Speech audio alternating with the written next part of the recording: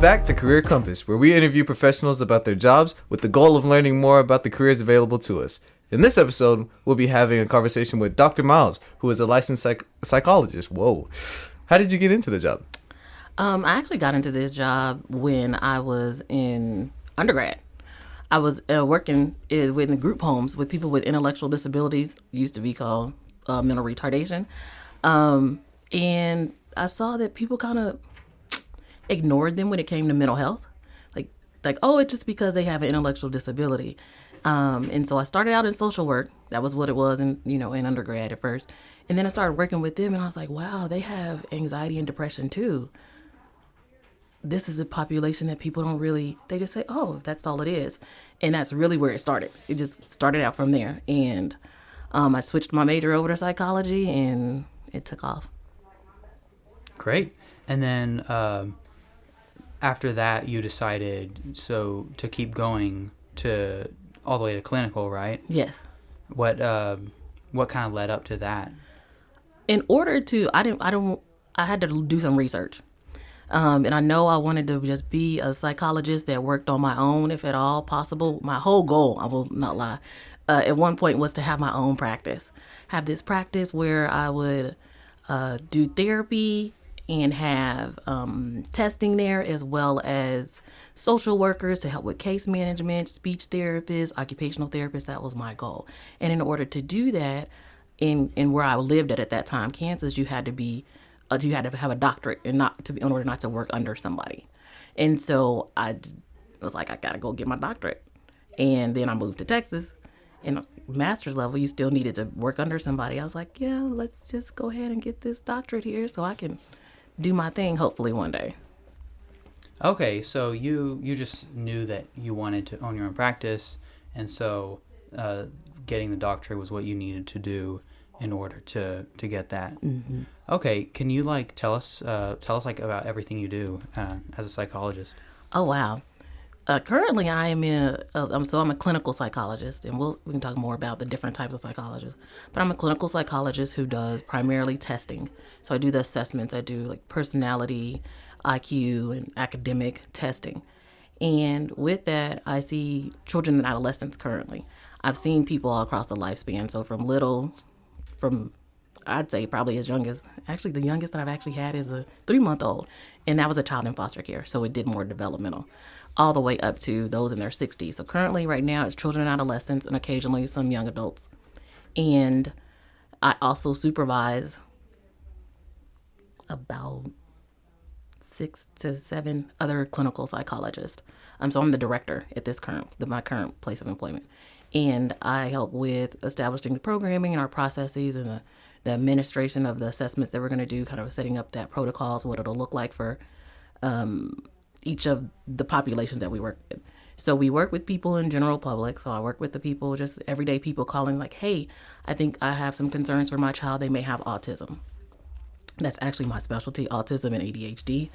And so we'll do those. I'll do those, as well as working with children in foster care. So we do their evaluations, the psychologicals that they need. And then if there's something else we need to do with those children, like assess for autism, ADHD, we'll do those evaluations as well. And then I get to go speak at different places at times. I also, what else do I do? That's the gist of it. I'll tell you that much. That's the gist of it. Can you run us through maybe a day? Yeah. Okay. So I'll tell you, one of my days will be starting out pretty much having meetings, one-on-ones. I'll have one-on-ones with some of my doctors to kind of go over some things that we need to talk about clinic-wise. And then I'll see a patient. Those, since I primarily do autism, ADHD, they last anywhere from 3 to 4 hours of face-to-face time. So that, and I say that because face-to-face is me just seeing that person. It is not the actual scoring of their measure that I have to do, reviewing all the school records or any previous evaluations that the family provides, or even writing up the report. That can be another 8 to 10 hours on one person. So sometimes we're spending about 15 to 20 hours on one person. And then so I'll do that. And then I also on Tuesdays in particular, I have a doctoral practicum student that I supervise. And so she works with me and does observations and some assessment, kind of practicing those things. And so we have meetings after that and talk about what she did well or what she learned. And that's one of my days. And then I'll conclude it with a meeting with one of my the CFO or the owner of the practice to talk about something that we needed to handle that day. Okay, so you're mostly talking to other doctors and then patients, so it's a lot of talking.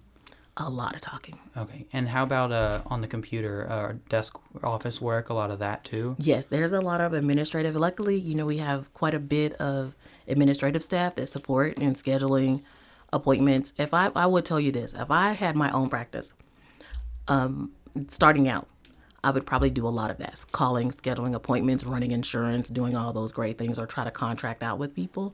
Where I am currently, we're a large enough practice where we have people that do that for us. So literally, I'm just going in, seeing who I have scheduled that day, checking emails and reviewing records. That's a lot of my computer.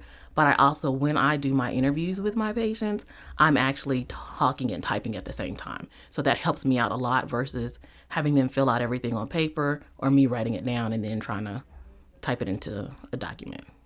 Okay, so when we're getting into like what you're doing with patients, are you writing? You're writing notes. Like, can you tell me a little bit about your writing process? Because you're doing a lot of writing. Mm-hmm. Yeah. So if I'm talking, let's say I have a family come in, and I'll give you here's a good example. This will be about a 3-year-old, and they want to assess for autism. So they've already filled out a questionnaire. I've been able to review the questionnaire. We've done the interview and just followed up on the questions. So it's like, I'm concerned about my child. So I will say, what are your concerns about your child? Tell me the things that have you wondering if something is going on. And so whatever they say, that's what I'm typing in, kind of getting elaborations on. So it's like, oh, he runs up and down the hall flapping his hands and, makes these odd noises. I'm not really sure what's going on. Okay. So we kind of make some notes from there. And I have at times had patients that if it's autism, they try to go into the criteria and say, well, I think, and so one of the things I really try to do is ease that this is not about, this is just what's going on with your child in general. Let's just talk about that. We're not starting out the gate with the diagnosis. That's not what we're doing. So then I'll go into that, and then we'll talk about daycare, if the kid is in daycare, things they like to do. It's really your child's everyday life. What do they do? What does it look like? What does it look like as a parent? What are things you are doing with that child on a daily basis? Or what's your mealtime even look like? Do they have problems sleeping? What does the problem look like? So it'll be like, yeah, they have problems sleeping. So, okay, tell me about it. Well, they have a hard time going to sleep. Okay, tell me your bedtime routine. And so I'll get some interesting stories about the bedtime routines. Oh, you just let them do whatever. Or either no, we're pretty strict, and then we go to bed at 6 o'clock and whatever. And it takes them 3 hours to go to sleep. So I'll make notes about that stuff. Okay, and that seems kind of like the first kind of like step. Mm-hmm. I guess after that, you're learning to help them manage whatever they are coming to you for, right? You do, I guess, since you're a clinical psychologist, you do therapy as well, or is that a separate thing? So actually, as a clinical psychologist, you can do therapy. I have done therapy in the past. I do not do it currently. That's the great thing about being a licensed psychologist. You can do about a lot of stuff. And so you can choose. So I have colleagues where they just do nothing but therapy. And then there's others like myself, we just primarily do testing, or we do a mixture of it. And so typically what happens is that's the interview process, gathering more information, and then there's assessments. So I'll have like play-based assessments I do with the kids, which is really fun, believe it or not, when working with children. So we have these different toys we get down on the floor, play with. I'm looking at how they play, how they interact, are they showing all these things I'm looking at, making observations, as well as how they respond to their parents' attempts to engage, or do they show their parents. So those are things that I will write when I'm playing on the floor with them. I'll write down notes.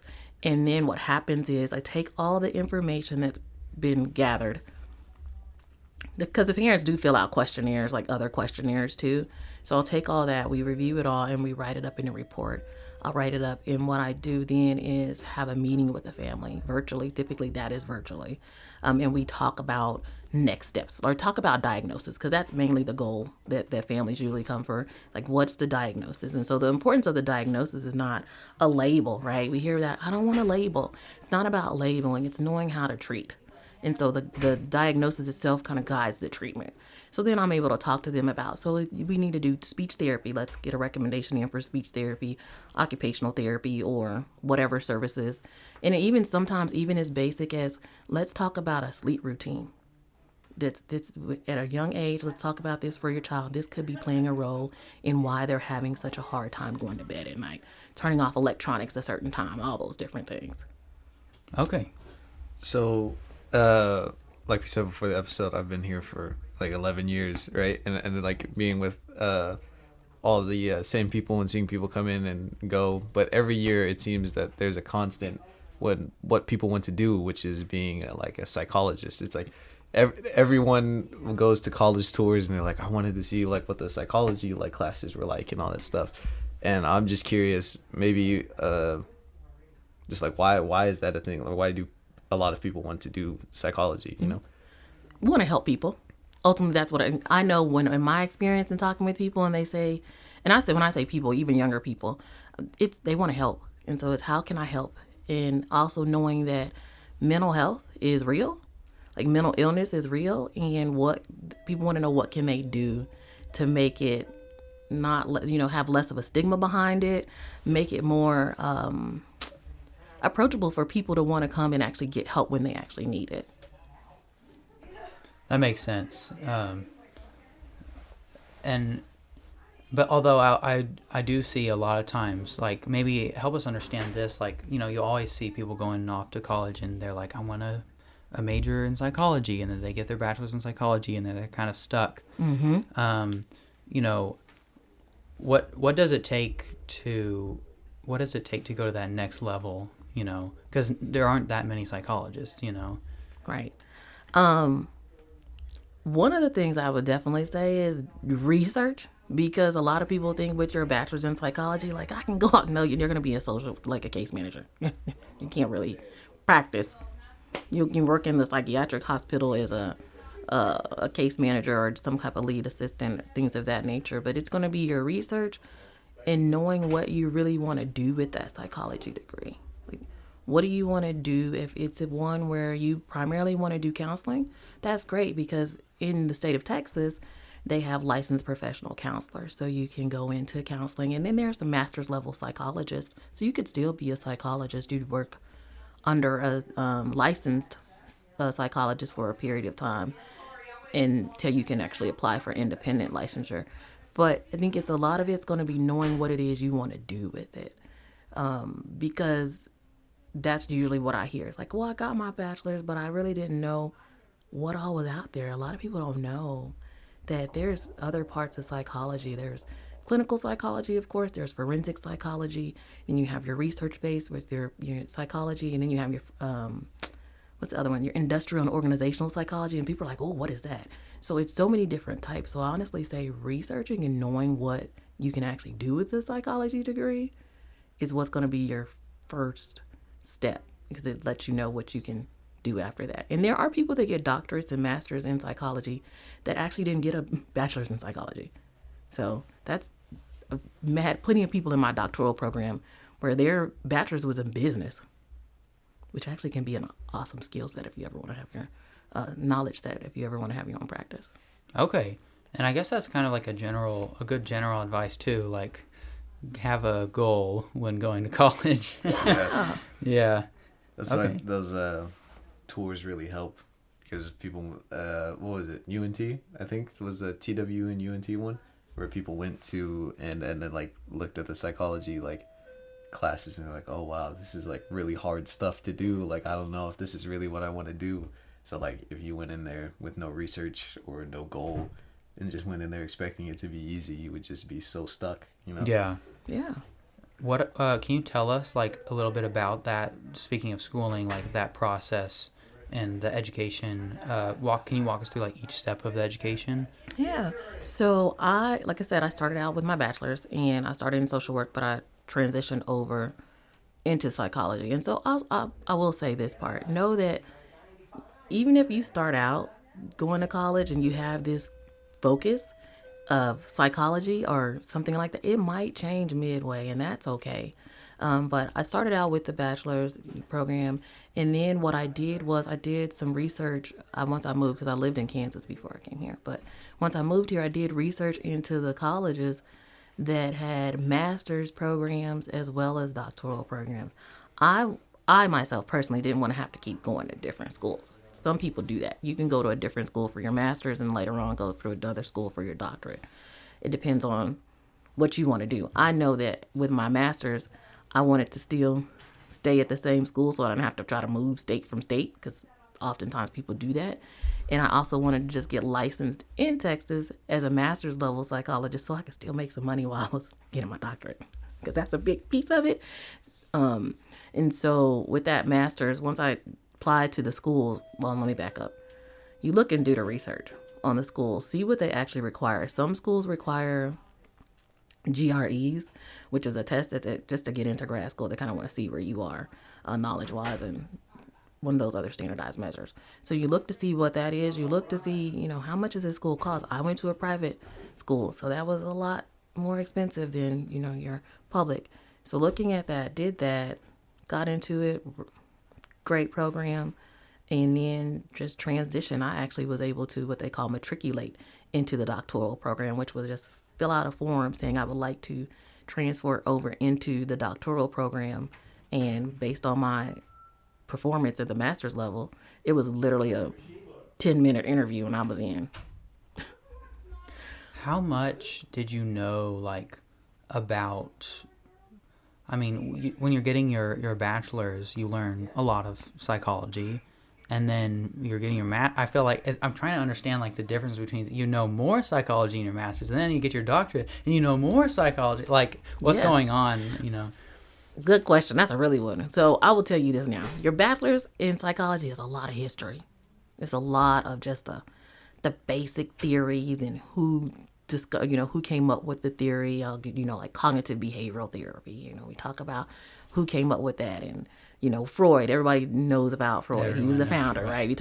We learn a lot about psychoanalysis. You learn a lot about that with your bachelor's. And you learn a lot on, at least where I went to school, undergrad when I came here. I'll just tell you, I went to UT Dallas, and they're really research driven. So we had to do quite a bit of stats that, I'll be honest, I wasn't ready for. But I got ready. I didn't have a choice. So it's just kind of the foundation. I'll say the bachelor's is just a foundation part of it. And then the master's is where you really start to learn more about how to apply what you learned in your bachelor's. So you learn how do you actually have a therapy session using cognitive behavioral therapy with your patient. That's where you learn it, and you actually learn more about application of it in your master's program. And for me, I believe with their doctorate is where you get to become more of a specialist, and you really get to hone in. So like I said, clinical was mine, and so I really wanted to become an expert per se in clinical psychology, that testing piece, doing what we call differential diagnosis, like, ooh, it looks like this, but it could be this, or maybe it's this. So you really got to analyze and try to figure out a lot of things. But that's where it makes different. The doctoral is the one that, honestly, I'll say that's, you kind of hear when even when I go to court, it's like, oh, so you're the expert in this field. You have your doctorate and you work with this population. And I'm like, oh, yes. And I've done it for so many years. And it makes you more of that expert. Not saying you can't be an expert with a master's, but the doctoral opens up so many more doors because you do get a lot of intense experience.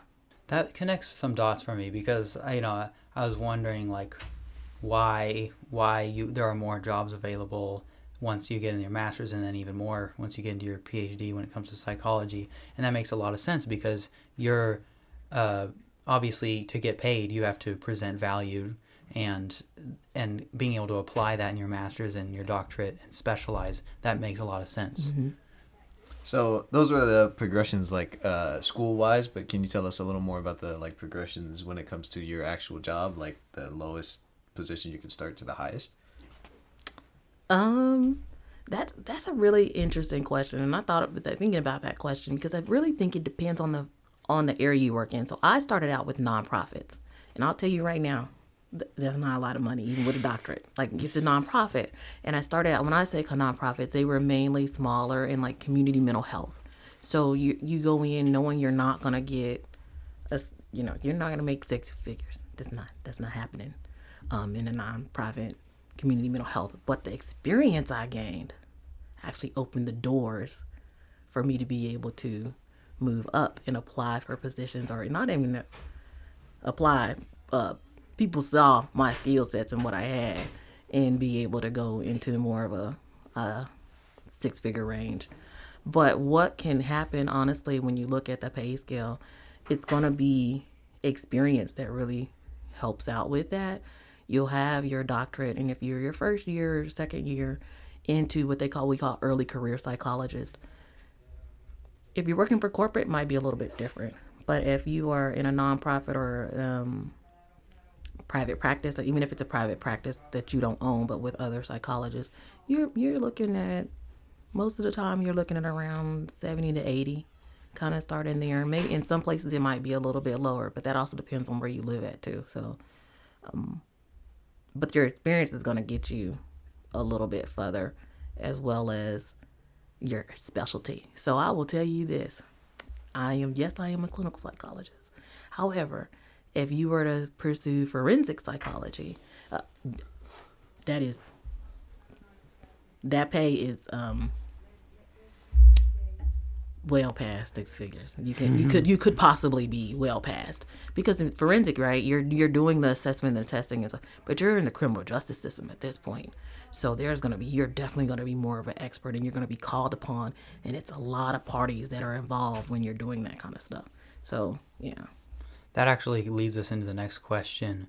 You said you work on disabilities in young age to young adults, from infant to young adults. Can you tell us about the other specialties in psychology? Mm-hmm. Yeah. So, there's so many. So there's people, like I said, for autism and ADHD specialties, right? But then there are individuals that specialize in trauma, whether they're doing assessments for the trauma or doing the therapy. Then there are ones where it's more general, what we call general psychology, and I do some general psychology as well. So it's just, hey, we have some concerns, don't know what it is. Can you help us figure it out? Whether it's anxiety, you have those. Then you have some I've had a lot where they really work with those with personality disorders. So they're doing assessments, determining personality disorders and what interventions, if that is possible with some people. That so there's so many specialties in the form of clinical psychology, but in psychology in itself, like I said, there's industrial and organizational. So those are the people that are going to be working more like, and that actually is a higher pay scale in some areas as well, depending on what you're doing. You can work out on your own or with another company, but you're going to be working with mainly corporations or businesses, kind of helping set up their human relations and their departments and how people interact. Or like you hear about companies where they're kind of falling apart just internally, people can't get along, don't know what's happening. So the industrial and organizational psychology, they really do go in and come up with some ways to help rectify that. Or even you wonder about, hey, am I hiring the wrong people? Why do I keep hiring the wrong people? So they come in and they're able to assess how you actually interview people, and they're able to say like, oh, because you always go for the people that look good. That's called the halo effect. We see people and we just, they look so good, and we don't care that they really can answer the question. So getting some insight in that. Then, like I said, there's the forensic. Then there's your research base too. There's also the psychologists where a lot of them, where we get our information from, where I get my information from, are those psychologists that go out and do all the research, do the projects, and get people together and to get the data that we need in order to determine what interventions to use, what testings we should use, things of that nature. And then there's ones that were really where they go out and they speak about different topics that they enjoy, or I won't say enjoy, that they think are meaningful. Like you got like Dr. Phil and stuff too. Yeah, Dr. Phil, yeah. Okay, I know this is a tangent, but what do you think about these pop psychologists? You mean like on Instagram and stuff like that? Yeah, like these TV psychologists. What do you think? It's a mixed bag. Like, I think you find nuggets of some scientific based information, whereas the other is kind of like, oh, that's just some feel good sensationalization, sensationalization, and it's just it's yeah. Okay. I'm just gonna leave it at that. A mixed bag. Okay, that's good to hear. It's good to hear that it's not all like completely garbage, So No, it's not. I think it's just you have to be careful, especially, and I will say this, especially with the title of doctor in front of your name. That's just our society. We take people very seriously when you hear doctor. So you have to be very careful with certain information that you put out there and the way you do things. Right. Yeah, I trust anybody with doctor in front of their name. I'm not gonna lie, I'd be falling for that too. I do. Yeah. I certainly. But whenever you're talking about this stuff, I realize that a lot of this stuff seems pretty difficult, at least from my standpoint. But do you have a part of the job that's like the hardest for you specifically? I will say the hardest part is, there's probably two parts. Part of it is, like I said, I work with children and adolescents that are in foster care. So I would say sometimes the hardest part is not getting too emotional during the evaluation process when you hear the stories about what a kid has gone through, because it can be pretty rough. And so I'll say when I first started working with those kids, it was rough. Going home, I was taking it home, like trying to separate. And you experience that, whether it's children in foster care or just in general, hearing people's stories and what they go through, people opening up. They're being very vulnerable and opening up, and you hear what people go through. It can be tough at times. Now I'm more experienced, so I've learned ways to decompress and compartmentalize and leave things at work where I can. But I will say there are days where it's still difficult depending on that situation, or if it's a case where I want to help this family. I really want to help them, but I can't answer what's going on with their child. I don't know. Being able to say I don't know, it's a rough thing as a psychologist especially.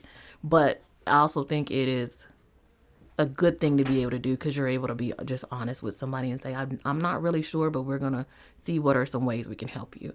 The other part I would say is I would say the hardest part is that work-life balance, because like I was telling you all earlier, a lot of people think, oh, I'm going to go in, if you're a testing psychologist anyways, I'm going to go in and see this person and tell them what's going on and bam, I'm done. No, you're not, because you got to do all the interpretation and analyzing and writing of the report. And that can take up a lot of time if you're wanting to get these things done in a timely manner and not people having to wait 45 days for an answer. So you might, you just got to figure out how to make the best use of your time so that you can go out and do some things you enjoy as well. That's such a tough balance when you mention taking work home, because as a psychologist, you're dealing with very emotional things. And so you have to have a degree of empathy, and you have to get, I'm not a psychologist, but I feel like you have to get, a little bit emotionally, like, not attached, but you have to understand. Mm-hmm. But at the same time, you don't want to take that home because, you've got your own family and your own problems to deal with. Exactly. And that's why I said it was more, actually, I'll tell you, just talking to other psychologists and how do they dealt with it, those emotions of bit. And so usually that's what I'll do. I was going to talk to somebody about it. Sometimes that's what you have to do. Talk about it. It's like, okay, I was able to talk about it a little bit. I'm good. I can go home. I'll be okay. Then I'll try to use that energy to figure out what's going on or the best way to help them. That's really what I try to do. Okay. On the other hand, what's your favorite part of the job? My favorite part is being able to see a family that I saw maybe 6 months ago or a year ago, because sometimes I get to see them again. Or even sometimes I just get a follow-up email, I'll just use a name here.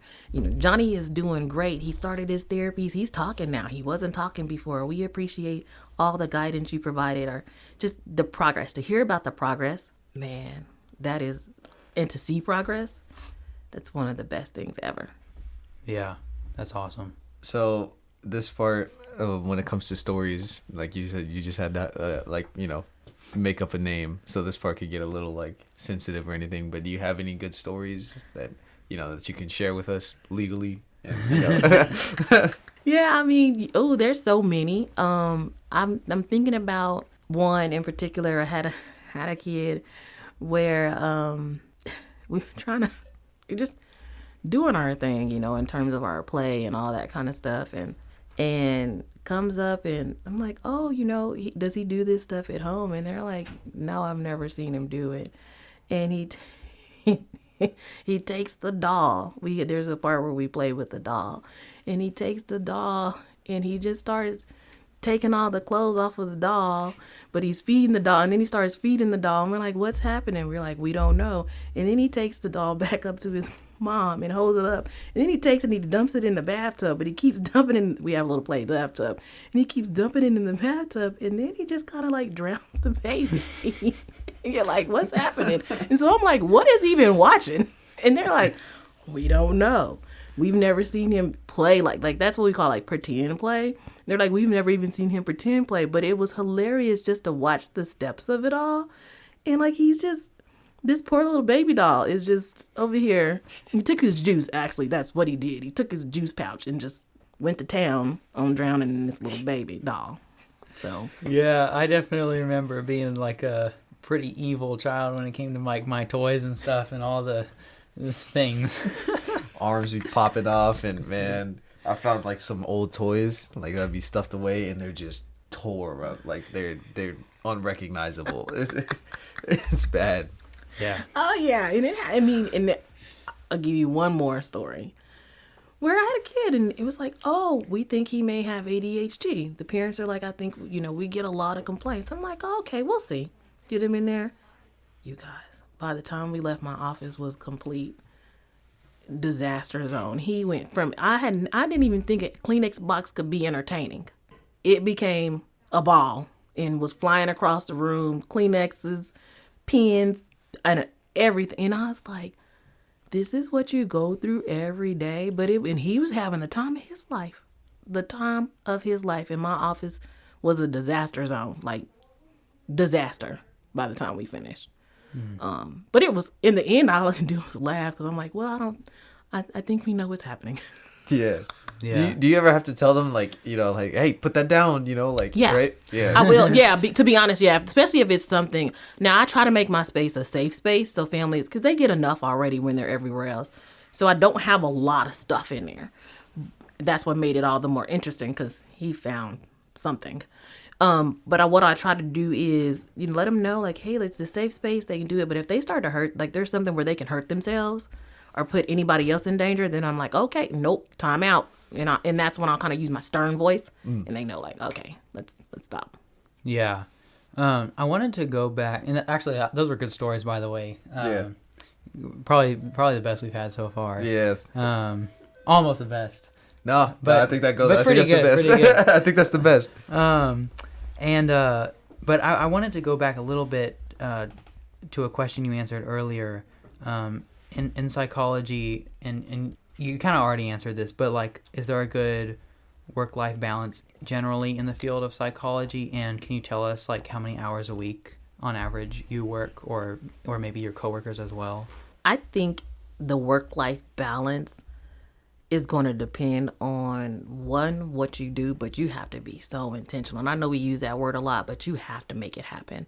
If you just kind of expect like, oh, I'm going to go to work and work 40 hours and go home. No, don't have that expectation. Now, maybe therapy, if you're doing more therapy, you might be able to get away with that, but you still have to do notes. So, but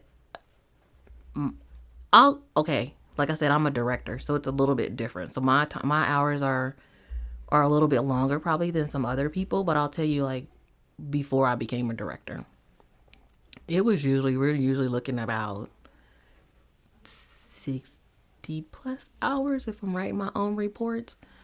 But what I would try to do is, and what I've tried to do even more now is make people respect my time. I'm usually the one like, yeah, I'm available. I got you, what you need. But at the end of the day, I was the one still having to work a lot at the end. So it made that work-life balance really difficult. Whereas now I'm able to put some boundaries into place. Nope, I don't take calls between this time. I'm only checking emails. This is, I don't do that with my patients. If there's something going on, we're going to do whatever time we need to do. But you're going to, 40. I will tell you, it's not gonna be 40 hours. It's more than 40 hours, typically. 60 hours. That's a lot. It's a lot. Yeah. But you try to, like I said, if you are intentional about it, you can get it in and not have to do as much. I'll say right now, I'm not doing as much because we have some systems in place at my job that really help us out. So we don't. That's part of our focus actually as a practice too, is one, help the families, but also two, not overwork the doctors. So we have some supports where we have, I didn't say that, we have some bachelor level people that kind of help with our, they call them psychometricians. You can do that with a bachelor's as well in psychology. The psychometricians, they kind of help score up our measures. So they'll take the time and score those up for us, which doesn't seem like a lot, but it actually cuts off some time and help with those things. So, Okay. Do you ever get like bored? Like maybe paperwork part? I think that would get pretty boring, right? Like just staring at the computer. that's maybe? the most dreaded part Yeah. for all of us. A lot of us talk about it. It's like, if I could just tell you and, write a note, I would be so happy. Like, but no, the paperwork part is but in the end, I try to make the focus, okay, what's the purpose of this report? And if that's what makes me go ahead and, I got to do it, of course, but then what's the purpose? That's where I get the energy, like, hey, because they really need to understand what's happening, and I'll finish it. But that's probably one of the most boring. And then also which is why I'm one that I'm administrative in a sense, but I also still see people. I get bored fairly easy. So there's no way I could go every day doing testing. I would get tired of that. And there's no way I could go every day being administrative. So having a mixture, I don't really get bored in that part, no, because it changes up every day. That's good to hear. And kind of on the same, topic, and this is kind of our little Instagram caption question. Are you passionate about your job, or is your job a means to pursue your passions? Oh, I'm passionate. I've got to be passionate. I worked in nonprofit forever and a day, and it's passion all the way. Good. The sound? Oh, yeah, we're okay, ready. all right, We're ready. all We're right. ready. So this is the question, the big question that we love to do. We have a sound cue and everything. Mm-hmm. What spectrum of pay can you expect in your field? So dumb, dude. It's like our favorite part. You can, with the doctorate, you're looking at anywhere from about, again, this is going to vary if you're private practice, nonprofit, but I'll give you, oftentimes with the doctorate, you're looking at anywhere from 70,000 on up to, like I said, mid to high 100s, and some of them even more, depending on what you do, because there's so much you can do. So, It's a real flexible degree. Like, Yeah. Just kind of, just like is business flexible? No, not really, huh? Yeah, I feel like Yeah. business is flexible. It's like, what's the one where everyone's like, yeah, it's super flexible and you should do that one? Business is flexible. I don't know. I haven't been to college yet. Psychology is flexible, especially if you have a doctorate. Your doctorate gives you some of that flexibility because then, like I said, you can go out and be a professor. There's some people that are just professors. Well, I won't say just, but they only teach. Right. Me, I only work at the private practice now. Before, I was doing private practice. I was working another job. You can work 3-4 different jobs, even if they're part-time or have your own business. And so the income just starts piling up. You can even do what they call continuing education, which is professional development. You can create a webinar, and people have to pay $100 for it. And so that's pretty much passive income. You did it that one time, put it online. It's approved by American Psychological Association and all that stuff. You're getting the money for $100 or even more for every time somebody buys it. Dang. So, Yeah, I've definitely seen those courses and stuff online, and that kind of passive income is, maybe tell me if I'm wrong, but I feel like that's kind of, obviously it's not all about the money, but if you're trying to go into psychology for the money, then that's like the place to go. Yeah, it's definitely a place to go. So listeners, if you hear that, psychology, man, it'll get you right. It'll get you right. That's a passive income, dude. Although I will say, you do have to do a lot of school. You have to. And you probably have to care about it a lot. Yes, you do. And if you're going to do private practice, be ready to start out broke. Just being real. You're not going to go into private practice. You got to build that. It's going to take a minute. Yeah, like the doctorate thing. Like when you're going for your doctorate, I see like that common theme is like when you start, man, it's rough. But it's just the after. Like after you get it, when you go from Miss Miles to Dr. Miles, oh man, that's where it really changes. Because I wanted to quit twice. Yeah. I was like, I'm tired of being broke. I was like, I want to go have fun. I don't want to read another book. Right. But I kept focusing on, I had to focus what I wanted to do with it. And I had to have a support system. I had 2 friends. I even put a dedication to them in my dissertation because they're part of the reason why I stayed in the program. Because it was rough. I'm not going to act like it's, the best thing since sliced bread or whatever. I'm not going to act like it's the greatest all the time. No, it gets rough. But you can do it. Got to be ready for it. Yeah. So we're getting into the unique questions that are more like catered to your career, like personally, and the questions that we kind of came up with for like every episode. But this one I think we both agreed on when we were like making the questions. Mm-hmm. So you used to do therapy, but do therapists, like you were saying earlier, like you bring it home sometimes. Do therapists need therapists, or can they kind of like evaluate themselves and fix like what they like, fix anything, If you are in the mental health profession, it is in your best to seek mental health treatment and services yourself. You can analyze and reflect on yourself all day long, but no, you got to have your own therapist. That's good to hear. Yeah. I guess it's kind of too good to be true.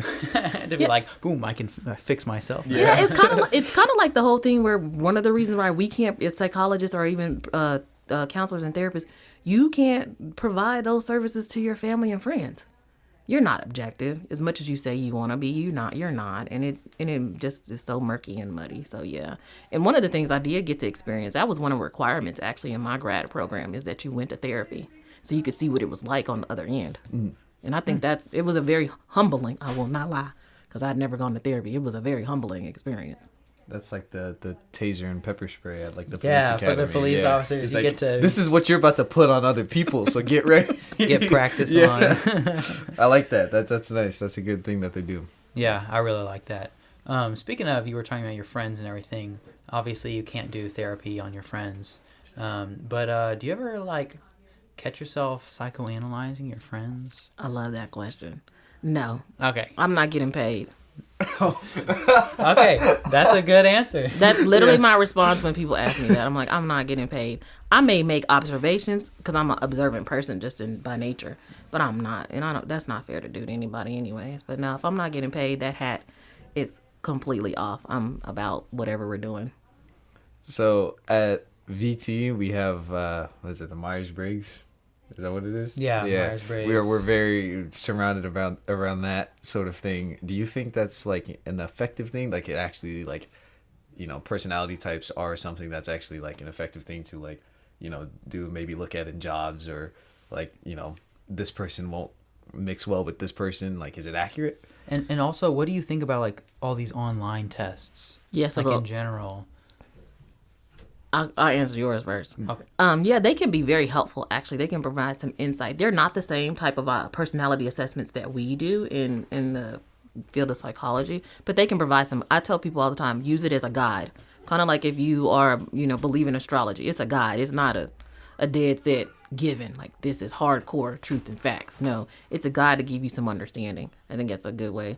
As far as the online ones, there's too many out there that... Myers-Briggs has science behind it. If there's not science behind it, no, you get those ones like, oh, are you a narcissist? And then it's like, answer these questions. And everybody loves that term right about now. That's like the whole, I hate that. That's a whole nother subject. But like, no, so nah. Some of these online ones, no. I think if it's from a reputable scientific, all the way, it's gotta be. Okay, so reputable these reputable sources like Myers-Briggs use it as a guide, and then the others don't even worry about it. If it's just, if it's one of those that kind of pop up, and no, those, you can look to see, hey, like, what company is this? Did they actually, where's the science behind these questions and, that they're asking you? I think it has to be from, like, Mental Health America, places like that, I will definitely say those online screeners and assessments, those are good ones because it's all, they've used science. There's some science behind the questions and how they give you a score per se. Okay, good. So your job is definitely not getting replaced. No. No, that's good. Well, that's good then, right? You chat GPT and you do therapy. Get maybe- some chat GPT therapy. That's a whole nother subject, yeah. If you're thinking, man, I can get fixed with ChatGPT, I think it's time to go into Yeah. It's time to go visit Dr. Miles. It's definitely time. Yeah. So you've been in the field for some time. Can you tell us like a good way to like maintain a good like mental health, especially like student wise? That would really help. Man, that's a hard one. I say it's hard because I've had to work on it every day. Literally, even though I've been in the field a long time, every day. But what I'll tell you, one of the things that even if as a student is having a good support system, people around you that kind of understand what you're going through or what you're doing and focusing on. But I also be like, hey, let's go have some fun or let's put the book down. And a lot of times you hear people, you be around people that you are probably in the same field as you. I think that's one of the great things. I have a lot of psychology friends, or even had friends in school that were in the psychology program, but I also got to be friends with people that weren't. So therefore it broke it up and I wasn't so monotonous, talking about the same stuff or everybody like, yeah, we got to go study all the time. Like, no, let's break it up. So I think having a good support system, somebody like it's time to do some fun stuff. Are there any other, so like a support system, and then are there any other I guess this is really broad, so I know it's probably hard to answer, but like any other general like mental health tips? Yeah. So for me, I'll say for me was just taking time. By nature, I'll be honest with you guys, I'm an introvert. Like, I love being by myself. And so working with people and talking with them every day is very draining for me. But what I try to do is when I'm not, I try to just take some time. Yes, I am a grown professional. I find things that are fun. So I will actually do like cartoons. Like, I love cartoons. So I'll just do things like that. Cartoons, music. Those are the things that I find relaxing for me. As well as, of course, I'll do some like nature walks. Like, that is a big one. I love being outside. So those are things that I really try to do to focus and keep my mental health in check. That's on my mental wellness. Sometimes I'll do journaling, but it's more talk journal. So I have like a journal an app that I talk to. So instead of talking to somebody else at times, I'll talk. And then I'll be honest as well, there are times where I've had to go and talk to a therapist because I'm just like, there's just too much and I can't. So being able to reflect and see what I need to work on or what's happening in my life, I'll do some of those things and laugh. Just have laugh. I mean, life is serious enough, so I just try to make it a point to find time to laugh because it can be a little overwhelming at times. Yeah. I think the new sort of thing where everything that you do can like possibly be judged. Like, if you enjoy playing games, someone's gonna judge you for playing games, or you enjoy clothing, like figuring out what someone's gonna judge you. And that's the thing, like, even when I'm at home and I'm about to play games, I'm like, man, I could probably be being judged right now, but like, it's what you like to do, so separate yourself from the what other people saying. Do what you like to do. Exactly. That would help, right? Like, as a grown woman, as you all can see, a grown woman, I will go to the park and get on the swing because those are things that I enjoy it. I don't have to do quote unquote grown up things if it's something that I enjoy. As long as I'm not hurting anybody or myself, I'm gonna do it. Yeah, that's good advice. Can you point us, because a lot of people are interested in psychology. Can you point us to some resources, like, because obviously not everyone can go get a degree in psychology. What are some resources if we want to learn more about psychology? American Psychological Association is always going to be one in terms of a resource that just gives you all the information about what is going on in the world of psychology. But also, one of the things I will say, I love I love this, is finding groups, and I'll say this, whether it's Instagram or not, like mental wellness, there's some groups on there. Finding those type professionals. These are professionals. These are not independent. These are going to be your organizations that's putting information out there and reaching out. You can reach out to them, or even if there's somebody you know, open up your mouth. Open your mouth and say something to somebody, because you never know who knows somebody. So just going out and just saying, hey, I want to know more about psychology. Help me out. And that's another way. And then too, I will tell you this too, contacting some of the colleges to ask to just speak. Is there anybody there that you could talk to learn more about it? That's one of the ways that I did when it came to my graduate program. I just wanted to talk to a professor or talk to somebody to know more about it. Okay, great. Yeah, and just that makes sense. Asking people and looking online and getting those expert help. That makes sense. Because everybody's experience is going to be a little bit different, and in terms of what they do. So even this podcast, this is a great idea to be able to do it. I have no problem ever answering questions for somebody if they, you reached out and wanted to have conversation about those things. Yeah. Great. Last question. What would you tell somebody that's interested in your career? Know why. Know your why. Because this is a great field to be in, but truly have an understanding on why you're wanting to go into psychology, behind the reasoning why, and focus on that and try to explore as much about the options that are within psychology as possible.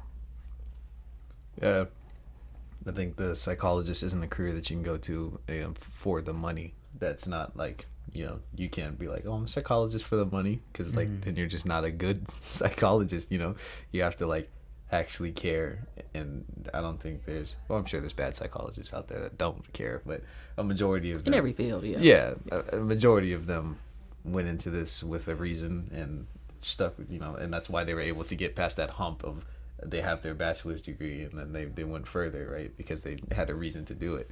So because I see how that makes sense, right? Yeah. Know your why. That's good. Know your why and be humble. You don't know everything. I get there used to be this state board exam we had to take. We actually had to go to Austin and defend ourselves and talk in front of this panel of 3 different psychologists. And they had been practicing in the field forever, different ones, right? But that was one of the things they always said, that why people would fail that exam. They weren't humble. They weren't willing to ask for help. They knew everything. And so humility and being able to ask questions and accept constructive feedback, you got it. Yeah, well, those are all the questions we have. Honestly, I could talk all day about your job, and you're a really fascinating person. But we have to wrap it up eventually. So you got anything else, Tyson? That's all I got.